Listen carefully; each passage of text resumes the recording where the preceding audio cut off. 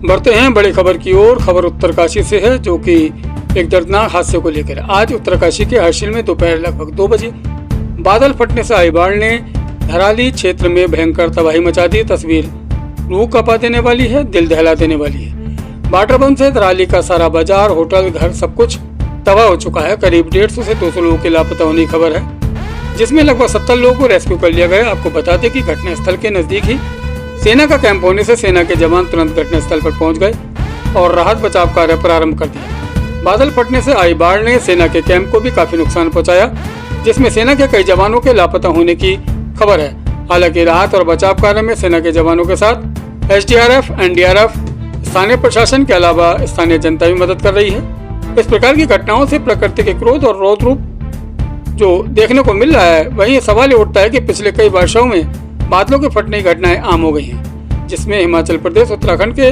क्षेत्र ज्यादा चपेट में आ रहे हैं। अगर बादल फटने की घटनाओं पर नजर डालें तो उत्तराखंड, हिमाचल प्रदेश, जम्मू कश्मीर जैसे हिमालयी क्षेत्रों में बादल फटने की घटनाओं में इजाफा होने से जहां जान माल के नुकसान का दायरा बढ़ा है, वहीं इस प्रकार की घटनाओं का खतरा भी लगातार बना हुआ है। केदारनाथ में आई त्रासदी को अभी लोग भूले नहीं हैं। सवाल ये उठता है, प्रकृति के रौद्र रूप के लिए कौन जिम्मेदार है? असल में हम जिस परिस्थिति से गुजर रहे हैं, उसके लिए कहीं ना कहीं हम ही लोग जिम्मेदार हैं। केदारनाथ में आई भारी तबाही के बाद आदेश जारी हुए थे कि नदियों के किनारे निर्माण आदि बिल्कुल नहीं होंगे, लेकिन कहीं ना कहीं लोगों ने इसे नजरअंदाज किया और फलस्वरूप इन आपदाओं के चलते जान माल का भारी नुकसान उठाने को मिल रहा है। हाल ही में आई तबाही से अभी तक 4 लोगों की मौत की खबर है। न जाने कितने लोग अभी लापता हैं। तस्वीरों को देखने से पता चलता है कि यह हादसा कितना बड़ा, कितना खतरनाक था। बादल फटने से जहां धराली में भयानक तबाही मची, निचले इलाकों में बने बाजार, मकान, होटल सब कुछ तबाह हो चुके हैं। ऊपरी इलाकों में बसे लोग शोर मचाते रहे, लोगों को सावधान करते रहे, लेकिन मात्र 34 सेकंड में ही धराली की प्रकृति ने नक्शा बदल के रख दिया।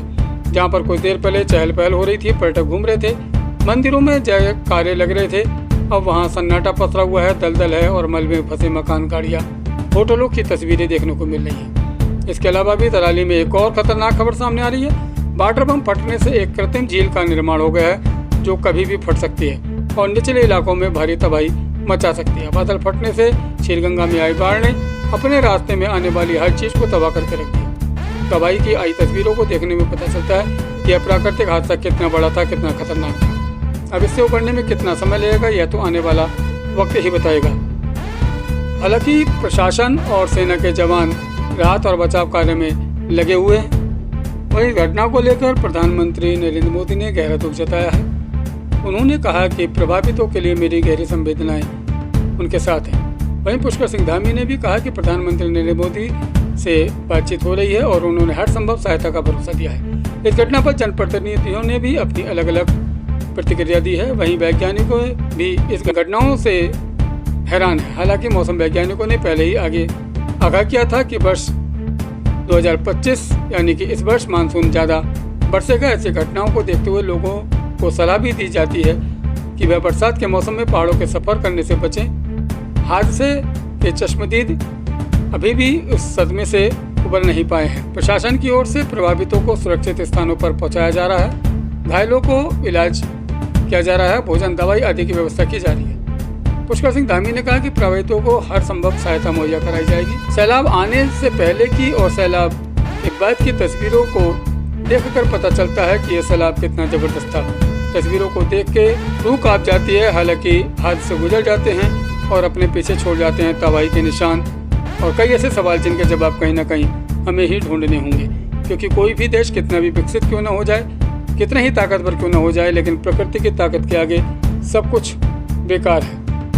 दर्शकों से अपील है कि वह वर्षा काल में पहाड़ों के सफर करने से बचें। अत्यंत आवश्यक हो तभी गाइडलाइंस का पालन करते हुए सफर करें। बाढ़ बारिश को देखते हुए प्रभावित जिलों में सभी सरकारी, गैर सरकारी इंटरमीडिएट तक के स्कूल, आंगनबाड़ी आदि की अगले आदेश तक छुट्टी कर दी गई है और सभी बाढ़ग्रस्त और निचले इलाकों में रहने वाले लोगों से सुरक्षित स्थानों पर जाने की अपील की गई है और लगातार सावधान को रहने के लिए कहा गया। Puneet Kumar Sharma, Navshakti Bharat, news 24।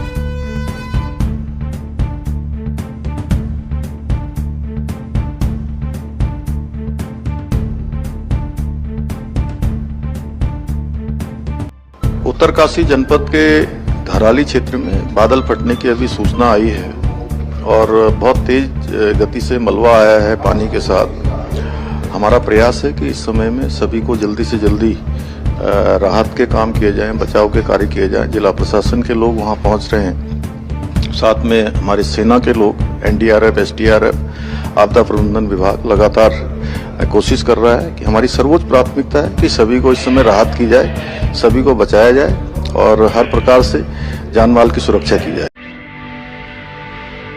Subscribe our channel to see latest news at YouTube channel.